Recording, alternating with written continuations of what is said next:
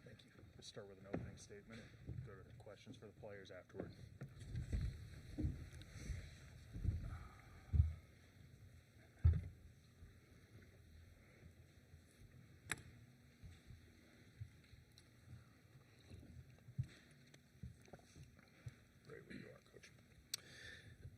Well, obviously, what an unbelievable college basketball game. And, you know, watching Arkansas play on film, it just seemed like every game that they were in, you know, there was these pretty dramatic runs of teams finding ways to either catch up or lose the lead. And they're such a dynamic team. Coach Cal's doing an unbelievable job with their belief, and they got basically their full roster back, even though it was limited.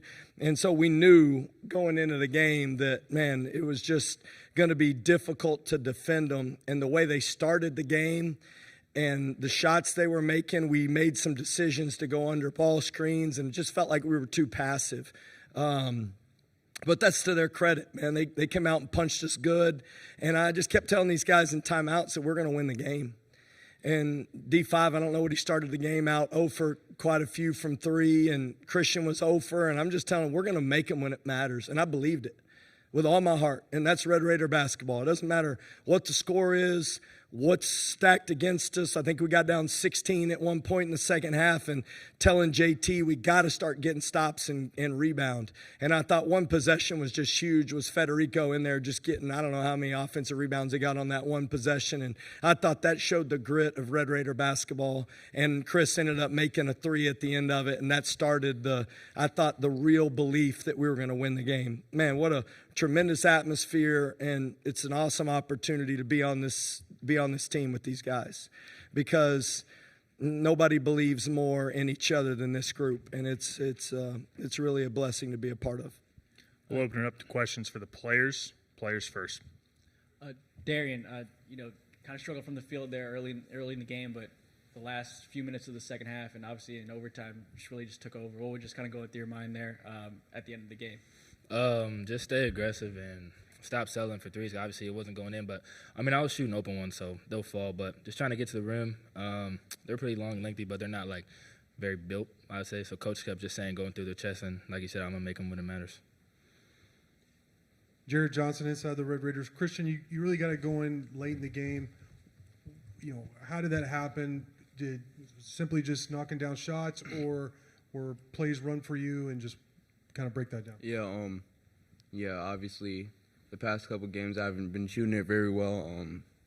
And yeah, at the start of this game, I started out 0 for, like Coach said, but I think at the defensive end, you know, when we started to get stops as a team and when momentum kind of shifted in our favor, I think that's when I started to knock down shots, and then, you know, the rest is, you know, how it played out. But yeah, at the defensive end is how I started making shots. So the momentum shifted our way, and then, yeah, it worked in our favor.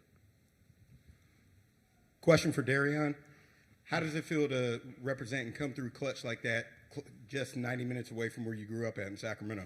It was great. I got about like 30 to 40 family and friends here, so it was just great to see their faces. You know, being so far away from home, they don't get to come to a lot of games, so just having everybody there felt good. But I mean, these guys are my family, are my extended family, so it just felt good. Jackson Fuller, Southwest Times Record. Christian, your coach kind of talked about it, the offensive rebounds. I mean, could you feel on the sideline maybe the belief, not only just how it got you guys closer on the scoreboard, but maybe momentum-wise? How big were those offensive rebounds in the second half? Yeah, they were huge. You know, like Coach said, Fetty had I don't know how many offensive rebounds in that one possession, and I think we got like 4 shots and then ended with a layup. So I think that's what kind of started the party. And then, you know, shots weren't falling, so you know, we knew we had to make a point to go rebound our misses because, you know, it was such a big lead we had to overcome. So we had to get offensive rebounds, defensive rebounds, and, yeah, that's kind of what kept us in the game, and then it proved big for us at the end.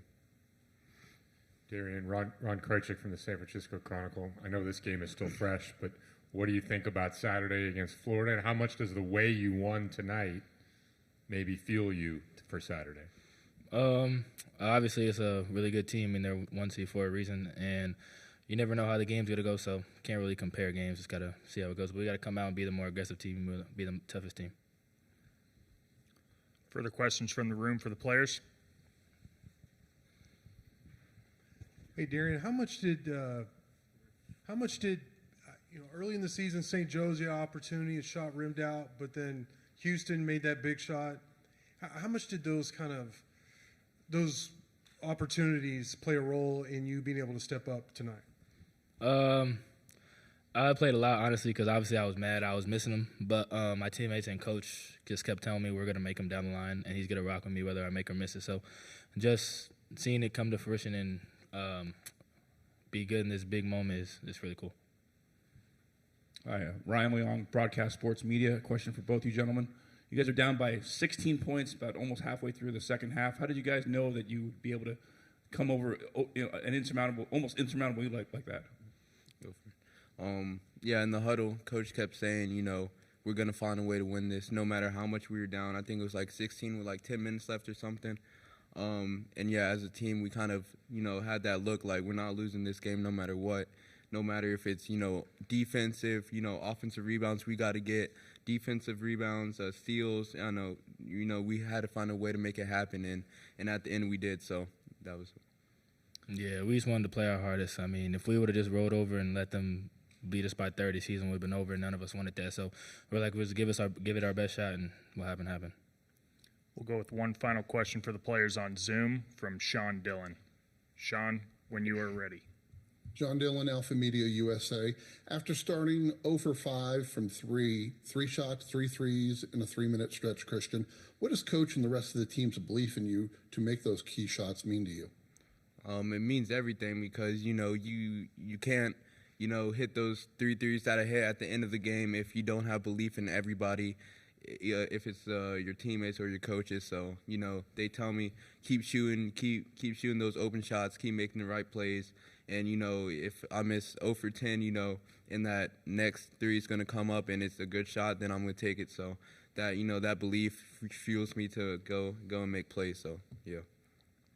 Christian, Darrion, thank you. Guys are good to go.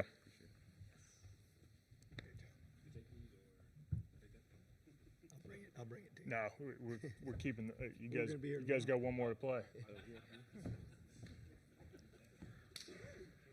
We'll open it up to questions for Coach McCasland here. Grant McCasland from the San Jose Mercury News. John L. Davis felt like the whole game up until late in the second half was really getting to the line. He was getting to the line. He was hitting some threes, but he didn't have a made basket or made points after the 4:43 mark of the second half. I mean, what was just the game plan to kind of stop him late? Well, I played against him several times, and I remember playing against him as a sophomore and when he was at FAU, and we called Dusty May after the game, and, they had great players on their team, and we just felt like, man, this dude was the best player when we were watching him. He's so dynamic because when he's making threes and he's got such a good shot fake and he's got such good change of pace that when he gets you off balance by making a few of them, then he can start driving it. And the biggest thing for us is we were fouling him and it felt like there were some unnecessary ones. And let's just keep making him earn difficult ones. Like they came out of half and they wrapped him and made a 15-footer. And I was like, okay, let's just keep making him make those over the course of the half. But the biggest difference I thought was that we didn't foul him and we really presented a lot of help. JT Toppin, Federico, and Darrion Williams providing a lot of gap help was what I thought slowed him down in the second half and limited his opportunities to get clean looks. Jackson Fuller, Southwest Times Record. Coach, I wouldn't describe you guys as an elite offensive rebounding team. How much maybe did St. John's grabbing 28? I mean, was that maybe an extra added emphasis knowing that you maybe had some advantages against Arkansas specifically on the offensive glass? Well, if you go look at our league, and I think we play in the best league in the last 10 years, it's the best league. And this year, obviously, the SEC had a lot of talent, but you don't play against Houston unless you know how to rebound. And go back and watch that film, and we beat them because we offensive rebounded. And that's against one of the best rebounding teams in the country. So we feel like our only opportunity when you shoot it this good and you spread people out, you got to go get it. I remember, how about the rebound that Darrion Williams missed, and then he went down there and got the jump ball underneath, like his urgency to win this game. And I'll tell you what it boils down to. These guys just want to win, man. And if we tell them that we're not making and we got to go get offensive rebounds and we got to do it, I thought Kevin Overton's offensive rebound was huge. That was maybe the one that got pitched out, that got Christian going. But, man, it's just the way – I'll tell you what it is. It's the belief that we got to find a way, and that's the biggest part of this team. They'll do whatever it takes. Shoot a bunch of threes, go into the post, offensive rebound, whatever it takes, this team does it. Pete Christie, KCBD in Lubbock. Coach, you had said you told the guys they could win. You're down 16. Can you just talk about your belief in all of these guys and the belief that they have to get this done? Well, when you can score like we can, and JT was good in stretches, but he wasn't playing his best basketball. And then you look up and he's got 20 and 9. You know what I mean? But those baskets he made at the end, we knew we could get him going. If we could ever just find a way to get it close enough and get enough stops, we just have so much offensive talent, and we played so bad to start the game offensively. But they played great. You know, they made threes. They were scoring. They were getting us on back cuts. They were driving to the basket. They got a million free throws. You know, they doubled us up at the free throw line. They made more free throws than we shot. And, you know, just I believe in our team. And I believe I've seen it enough, and we practice hard enough. And these guys do love each other enough. It's just trying to keep them in the fight together.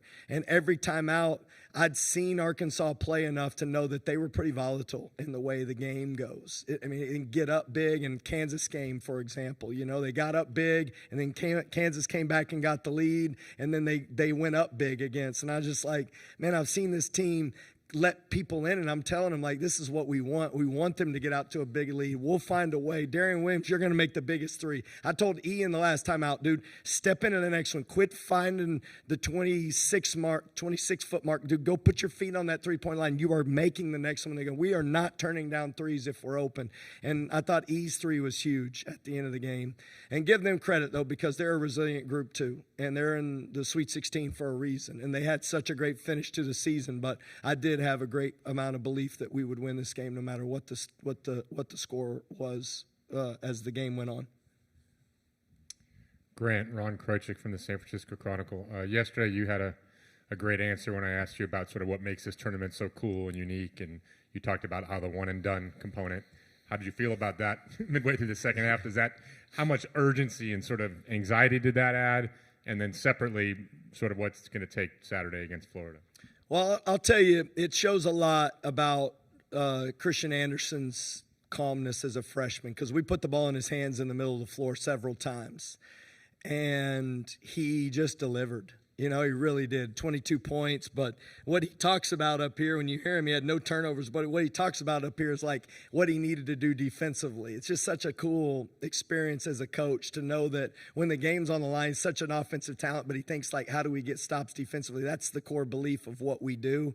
But I'll tell you, the heart of this team is Darrion Williams. And he's just a resilient guy. I mean, I can't even explain it. And that's what I put faith in him, because I do believe that he'll find a way in one-game scenarios to do whatever it takes to win. And I honestly do, whatever it takes. And look at him, like, he got so many huge plays that he could have tapped out and been embarrassed playing with all his family here, and it wasn't going good. Like, it's just not my night. And he just does not think that way. And in these one-game scenarios, you better have somebody that no matter what the score is, they believe that you can find a way to win, and that's D5. The biggest thing for me in watching them play, and I watched them play Arizona State, and they smacked Arizona State. And Arizona State was playing really good basketball at the time early in the season. And, man, can they score? And do they have a plan that I think they execute as good as anybody in the country? And I watched a little bit of the SEC championship and watched them basically just play their best basketball of the year, and heard consistently from coaches that they're playing as the best of anybody in the country. So, you know, this is what you sign up for when you play in the NCAA tournament. You want the opportunity to play the best, but we've got a tremendous amount of respect, because I think they play the right way, and they can beat you in a ton of different ways, but they've got grit and fight and a great plan, and they execute it. Yeah, Coach Steve Cronin from the San Francisco Chronicle. Yesterday you said that Chance's ability to play tonight was going to be a game-time decision. when was that decision made? And not even quite 48 hours, but 40 hours, whatever it is, before Saturday's game. What do you think will be the odds of chance being able to play against Florida? You know, I'm not answering that way, but I'll tell you this. He shot around today, and I fully anticipated him suiting up. And I anticipated him being available. I didn't know how much. And then we got to the arena, and we had him planned to dress out and to be ready. You know, and you don't know in these games, like what it was tonight. Like, you may be somewhat limited, but I thought there was a chance he could play, like legit. And we were planning on dressing him out, and he got to the arena, and he just came to me and said he couldn't do it. And so the truth is he shot around today and moved really well and looks good. And then maybe just the what happened in shoot around set him back a little bit, you know, and I trust him with everything, because he's the other guy to me that has the greatest belief on our team that we're going to win, and he'll do anything it takes to win. And so it just felt like he wasn't quite confident enough that he could help the team, and so he decided not to dress. But we're not tricking anybody, honestly. I mean, we're just trying to give him confidence that he can do it and trying to support him as best we can, and he just didn't feel like he would be his best, and so he decided when we got to the arena he wasn't going to warm up. You got time for 2 more questions here. Hi, Coach. Christian Babcock with the Bay Area News Group. We talked yesterday about your experiences in, the NIT junior college. How did you pull from those today, and did any of those games compare to, like you said, the atmosphere and what it was like in the arena today? Oh yeah, I mean, we've been dead in the water in so many games in tournament play and found a way to win on a tip dunk at the buzzer, and we've lost on a tip dunk at the buzzer in a matter of 2 years.